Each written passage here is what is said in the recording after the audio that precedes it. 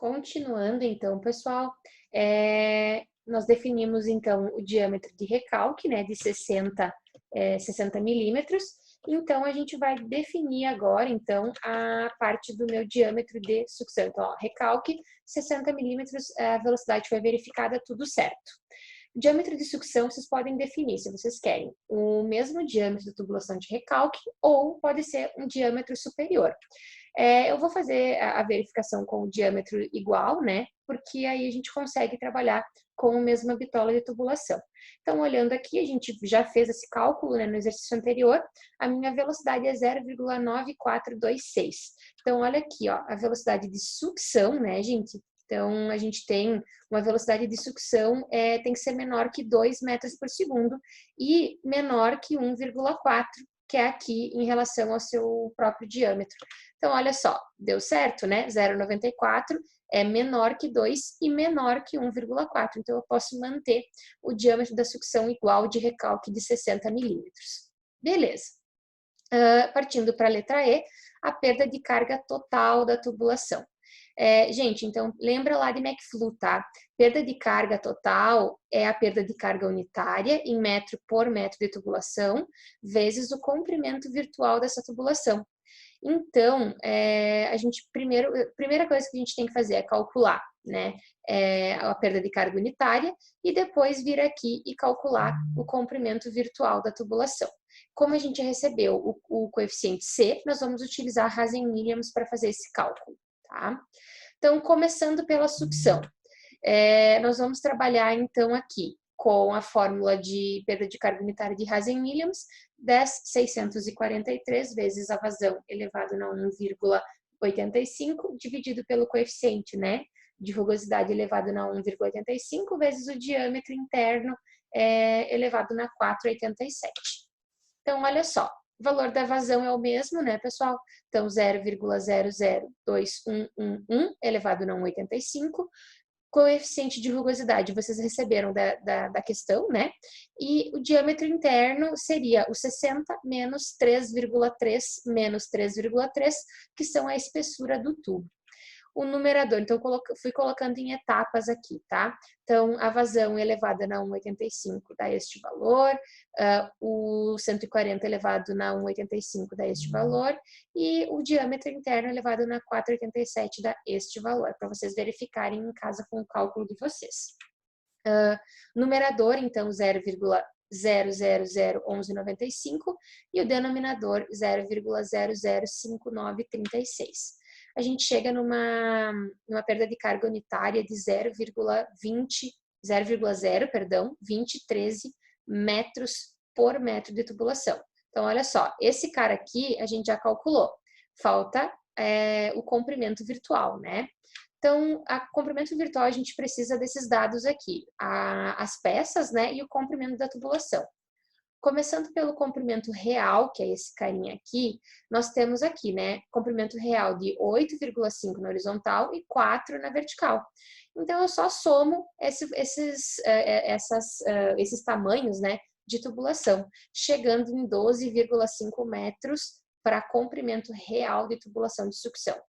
Já o comprimento equivalente, eu vou trabalhar com o comprimento equivalente de cada peça. Então, o que eu faço, né?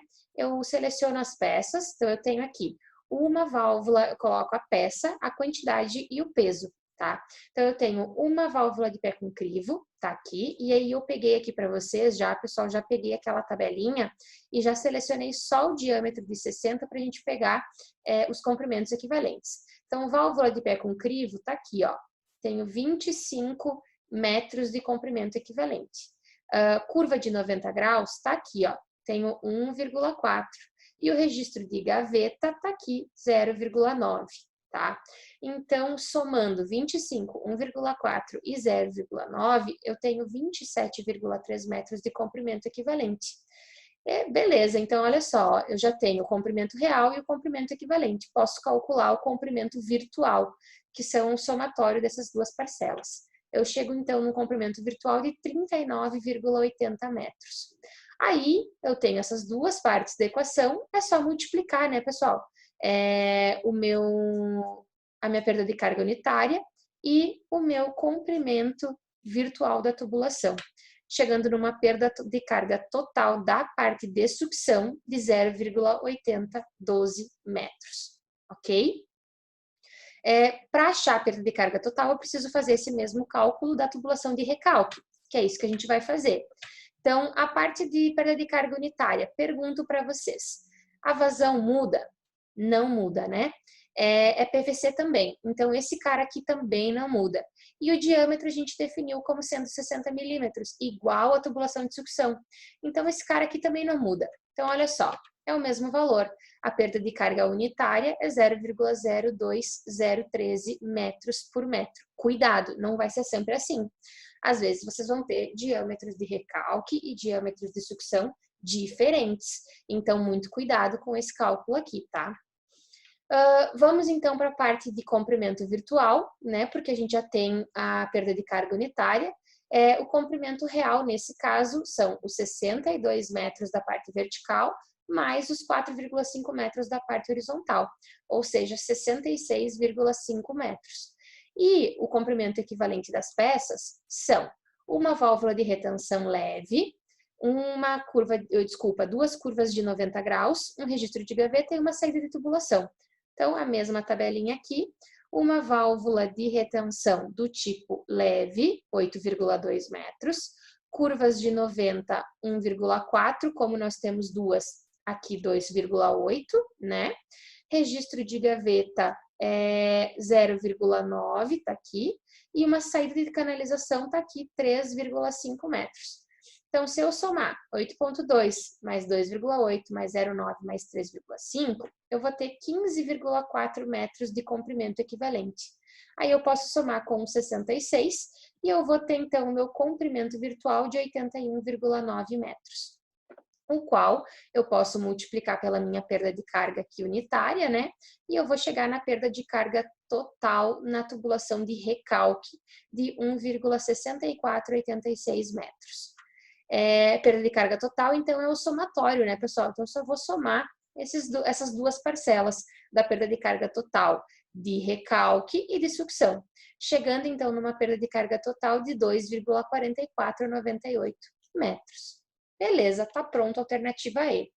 Agora, a altura manométrica total. Então, lembram lá da nossa aula dessa semana? A altura manométrica é a altura geométrica mais a perda de carga. Então, olha só, né? Coloquei aqui, ó, a altura geométrica mais as perdas de carga. A altura geométrica de recalque, mais a altura geométrica de sucção, mais a perda de carga no recalque, mais a perda de carga na sucção. Então, lembra lá no exercício que nós tínhamos os pedaços, né, os tamanhos da tubulação dos trechos verticais? O ΔH é o trecho vertical, lembram? Então, eu desconsidero aqueles 4,5 metros e os outros e a outra distância da parte horizontal e pego só a vertical. Então, depois eu volto para vocês para a gente pegar lá no exercício, tá? Então, a altura de recalque, né, são 62 metros, ou seja, a altura de tubulação, o comprimento de tubulação da parte de recalque são 62 metros, e são 4 metros para a tubulação de sucção. Mais a minha perda de carga de recalque, que é 1,6486, e na sucção 0,8012. Somando tudo, eu tenho uma altura manométrica de 68,4498 metros, tá? Ok, então eu vou para o final, que é a potência da bomba em CV. Então, olha só, potência da bomba é o peso específico da água, vezes a vazão de recalque, vezes a altura manométrica total, vezes 75 vezes o rendimento da bomba.